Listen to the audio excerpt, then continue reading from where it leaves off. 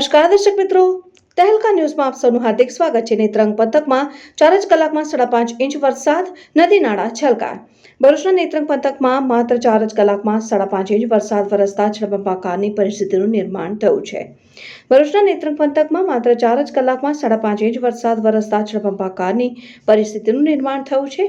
ભરૂચ જિલ્લામાં ધોધમાર વરસાદ વરસી રહ્યો છે, ત્યારે ટ્રાયબલ એવા નેત્રંગ પંથકમાં રાતધાર વરસાદ વરસ્યો હતો। માત્ર 4 જ કલાકમાં 5.5 ઇંચ વરસાદ વરસતા જળબંબાકારની પરિસ્થિતિનું નિર્માણ થયું છે।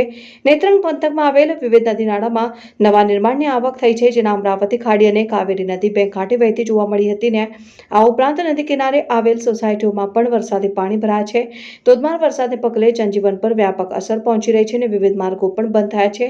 સવારે 6 વાગ્યાથી 10 વાગ્યા સુધીમાં 5 ઇંચ વરસાદ ખાબકી જતા નેત્રંગમાં ઠેર ઠેર વરસાદી પાણી ભરાયા છે। Reporter Abhi Saiyed, Tehelka news, Netrang.